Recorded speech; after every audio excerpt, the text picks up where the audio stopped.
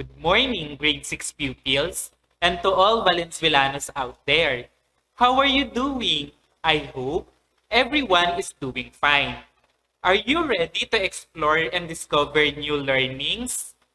Awesome! Welcome to another amazing episode of Valenzuela FB Live for Science 6. I am so glad to meet you again. Can I get a heart reaction before we start our lesson? Thank you, kids. Let's get started. Our most essential learning competency for today is to describe sound, heat, and light energy and give examples of it. Let me give you a few reminders to be observed during our FB Live discussion.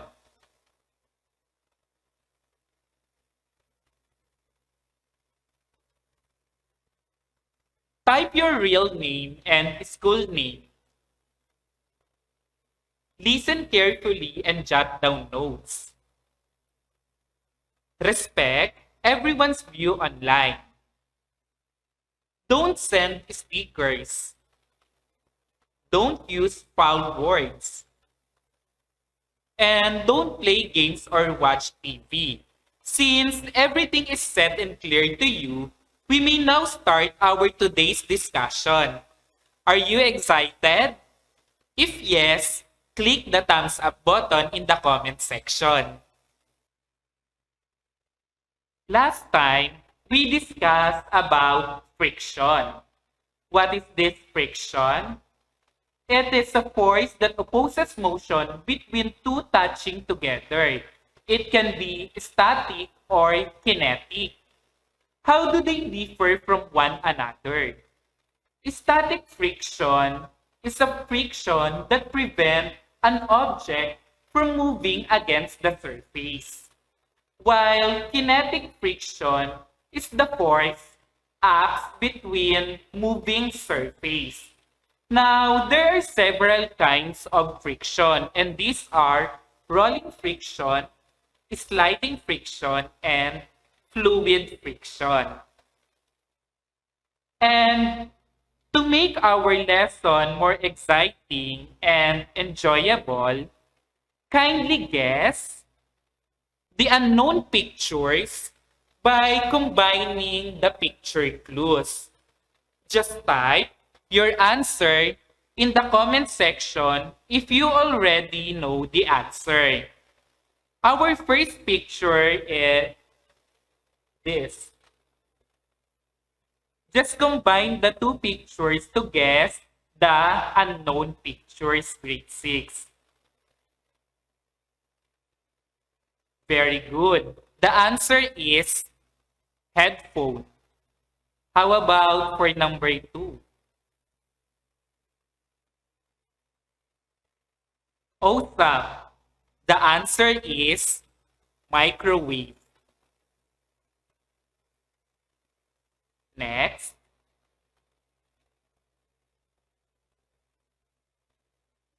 Good. The answer is lighthouse. Number 4. Just combine the picture, kids. Nice. The answer is thermometer.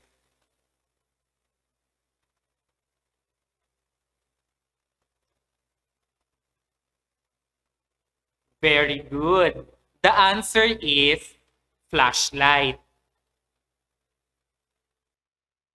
Good job, kids. With that, I will give you a thumbs up. Are you familiar with these things? These are related to our topic this morning. It is about the different forms of energy. The different forms of energy. Energy comes in different forms. These forms of energy are produced differently, and one of these is sound energy. Sound is very important in our daily lives, right? Can you imagine a world without sound? Life can be very dull and boring. I guess without it, right? Give me an idea what a sound is. All right. I know you have a lot of ideas about sound. Thank you, kids. Sound is the term to describe what is heard when sound waves pass through a medium to the ear. Sounds are made by vibrations of molecules. Sound travels through air, liquid, and solid materials. Always remember, kids, no medium, no sound. Sound energy is the energy produced when sound waves moves outward from a vibrating object or sound source. Vibration means quickly moving back and forth about a point of a balance. Sonar devices could also send out ultrasound waves and then use the echoes to locate underwater objects. Fishing boats use sonar to find schools of fish. Oceanographers, scientists who study the ocean, use it to map the seafloor. Ultrasound has many uses in medicine. High-intensity vibrations from ultrasound waves are used to safely break up kidney stones in patients. Ultrasound scanner is used to examine internal organs such as the heart, pancreas, bladder, ovaries, and brain. Sound energy is essential in our daily lives. Sound energy makes the world beautiful and interesting. We can communicate and understand each other because of the sound produced by our body. Next, we have heat energy. Heat energy is a common energy present in every body due to the motion of its molecules. When a substance is heated, its molecules move rapidly. Therefore, the energy from the movement of molecules depends on how much heat was absorbed. Heat is always produced during energy transformation. Heat energy flows from object with high temperature to an object with lower temperature. Heat flows stop when the two objects are of the same temperature. Okay, kids, there are three types of heat transfer. These are the conduction, convection, and radiation. When we say conduction, it is the process that moves energy from one object to another when they are touching physically. An example of this is a hot handle of pan transfers heat energy to cold hands. Another is convection, the process that transfers energy by the movement of large numbers of particles in the same direction within a liquid or gas. An example of this are boiling water and heating a room. The last one is radiation, the energy that travels by electromagnetic waves. Radiation from the sun strikes the atom in your body and transfer energy. The sun, heat from the volcano, automobile fuels, flat iron, heat from the charcoal are some example of materials that can produce heat. The last one is the light energy. It is the only form of energy which is visible to human eyes. It is also called radiant energy.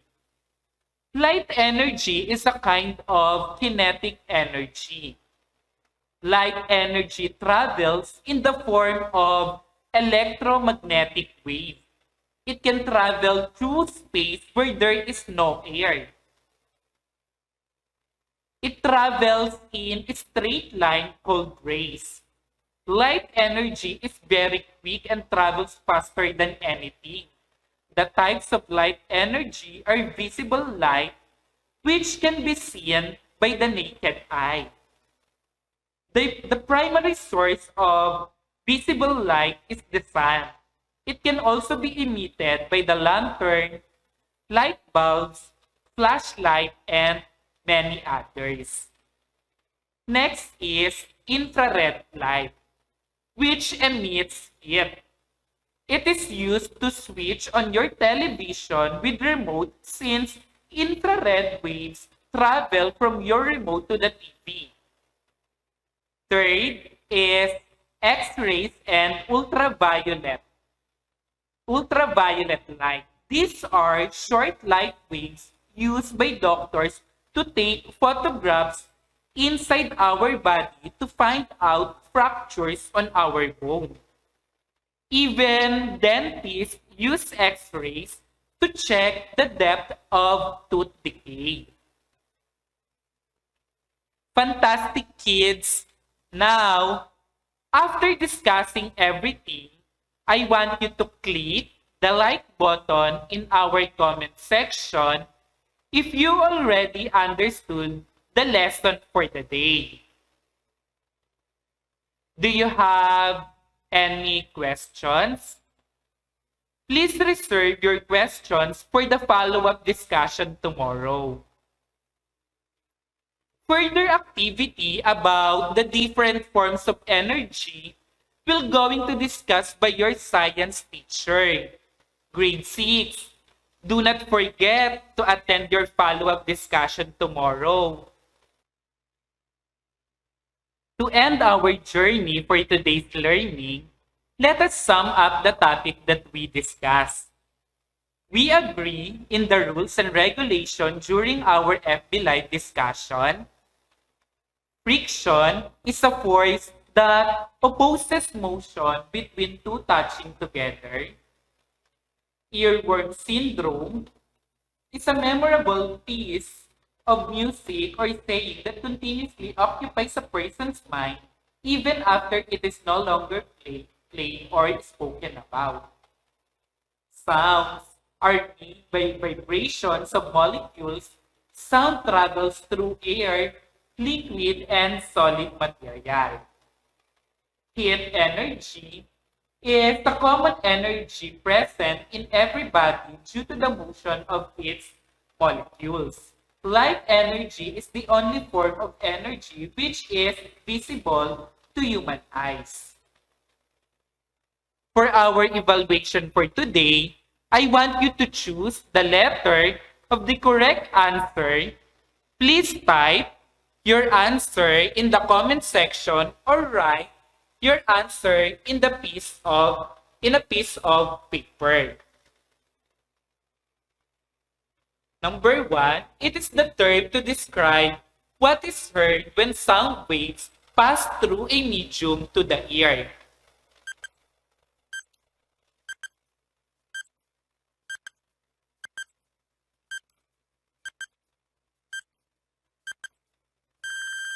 Very good. The answer is letter D, sound. How about for number 2? What kind of heat transfer when metal spoon becomes hot when you dip it in a hot water?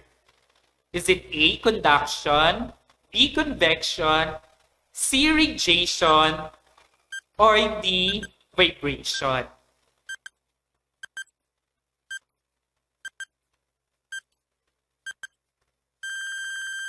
Very good. The answer is letter A, conduction. Number 3, it is a substance through which a vibration travels. Is it A, vacuum, B, space, C, medium, D, light? Good. The answer is letter C, medium. Number 4, it travels in a form of electromagnetic waves. A. Chemical energy. B. Heat. C. Light energy. D. Mechanical energy. Very good. The answer is letter C, light energy. How about for number 5? The following produces light except A. Fire, B. Hairbrush, C. Star, D. Sun.